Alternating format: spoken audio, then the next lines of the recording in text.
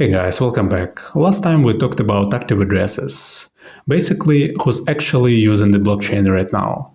Today we're taking one step earlier in the funnel, new addresses. Imagine a blockchain as a huge city. Every wallet is like a new citizen. New addresses simply represent how many new wallets appeared in the network during a day, a week, or a month. If a wallet gets created or makes its first ever transaction, it's new. That's all, really simple. New addresses are important because they show something active addresses don't. They reveal how much fresh energy is entering the ecosystem. Here's the best way to think about it. Active addresses show the current activity inside the network. New addresses show how many new users are joining the network. Now let's see how new addresses behave in different situations. If new addresses and active addresses are both growing, that's clean, healthy growth. New people are coming in, and they actually use the network. If new is rising but active is dropping, it means people show up but don't stay. Maybe they came for a hype, tried one transaction and left. If new is falling but active is rising, that's a loyal community.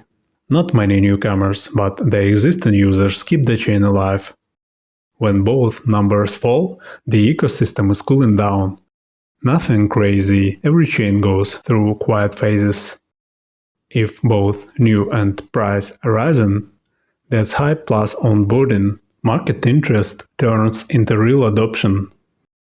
And when new is going up while the price is falling, that's one of my favorite signals. It means users keep joining even during a downtrend, usually a quiet accumulation phase.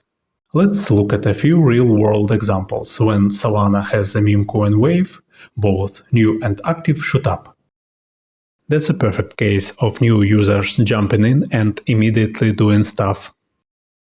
Ethereum usually stays stable, new users come in slowly, activity stays consistent. That's what a mature network looks like. New L2s right after launch explode in new addresses and active addresses. That's the moment when the ecosystem wakes up.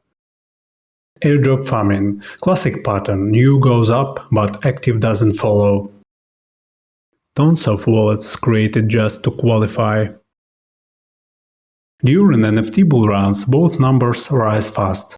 New users enter, mint NFTs, trade, swap, everything moves at once. Alright, let's take a quick look at how this metric actually works on Dune. I'll show you a simple query you can run to track new addresses using real on-chain data. We're using the Ethereum transactions table on Dune, and all we want to do is find how many new addresses appeared in the network for the first time. We take every transaction, grab the from address, and check the earliest block when that address ever interacted with the chain. If that first ever interaction happened on a selected day, that wallet counts as a new address. So the result you'll see is basically how many wallets touched the chain for the very first time on this date. This is the cleanest way to measure new users entering the ecosystem.